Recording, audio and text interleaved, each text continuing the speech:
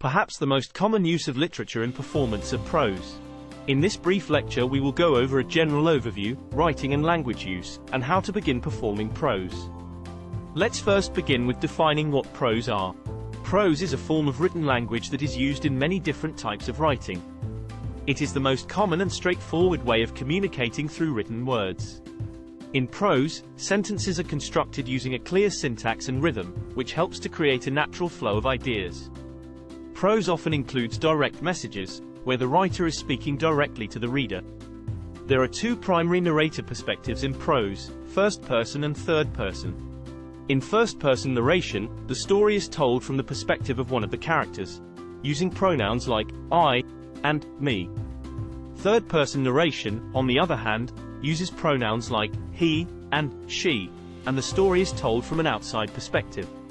Prose can be found in various forms such as novels, short stories, essays, letters, speeches, newspapers, and articles. Each of these examples has its own unique characteristics and writing styles. The style of prose can be identified by the author's attitude reflected in the writing, as well as their choice of diction, imagery, language, and syntax.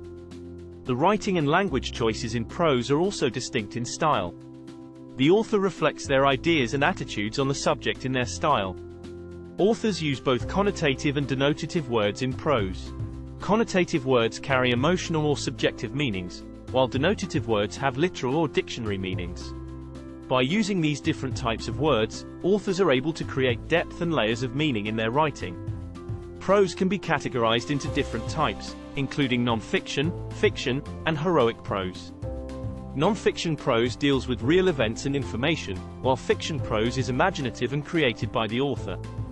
Heroic prose, on the other hand, tells stories of heroes and their adventures. There are also various genres of prose, such as biographies, autobiographies, folktales, myths, legends, fables, and parables. Biographies tend to be true stories and accounts about a person's life, while autobiographies are stories of a person's life written from their account and perspective. Folktales are legendary stories meant to teach lessons or morals, while myths are tales which use symbolism and usually focus on mythical figures. Greek mythology is a great example. Legends are a subgenre of folk tales and often focus on specific peoples and antiquity, King Arthur or Robin Hood being key examples. Fables are prose which make use of nature or animals to tell moral lessons. Animal Farm and Aesop's fables are two notable examples. There are also parables, which are brief lessons which make use of real figures or objects, but in a metaphorical way. The Boy Who Cried Wolf and the parable of the sower in the Bible are two great examples. These genres often incorporate literary devices like allusions, similes, and metaphors to enhance the storytelling and engage the reader's imagination. Overall, prose is a versatile and effective way of communicating through written words, allowing authors to convey their ideas, stories, and emotions to their readers. Now that we have a basic understanding of prose, let us move on to performing them. When it comes to performing prose, there are two main styles: expository prose and narrative prose. Expository prose is all about delivering information or presenting an argument. It's like when you're reading a textbook or a newspaper article that provides facts and explanations, where the goal is to share knowledge and make sure the audience understands the message. On the other hand, narrative prose is all about storytelling. It focuses on the plot and characters, drawing readers or listeners into a fictional world, usually in the first or third person point of view.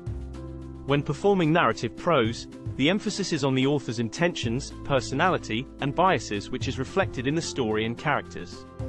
It is up to you as the performer to understand the author's intent in order to correctly portray the personas in your performance.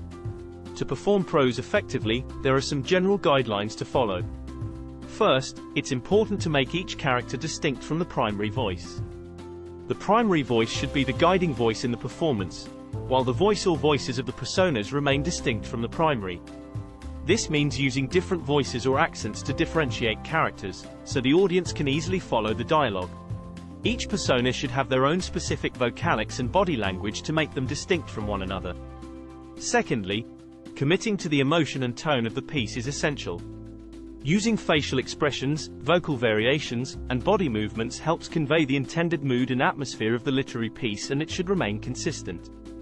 When it comes to specific gestures and body movements, it's important to consider the narration. Body movements should be controlled and purposeful, helping to enhance the storytelling for both the main character and supporting characters as well. The performer should create specific gestures and postures related to the story and the characters. Fourth, facial expressions can be used to portray the emotions of the main characters and supporting characters, allowing the audience to connect with them on a deeper level. As mentioned in earlier lectures, facial expressions communicate emotional states such as sadness, anger, disgust, fear, interest, and surprise. These can be used to show the shifting of emotional states for characters or can be used as a way to portray a character's overall personality. In addition to body movements and facial expressions, focal points and vocalics can also be utilized.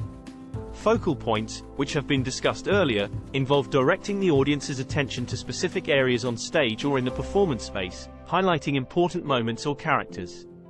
Vocalics, such as tone, pitch, and rhythm, help to create variation in the delivery of the prose, keeping the audience engaged and entertained.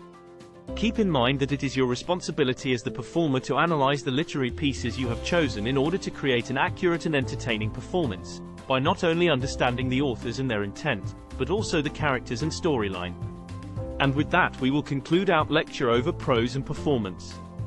We have gone over a basic understanding of prose, the many examples, as well as the writing and language styles, and a general understanding of performing them.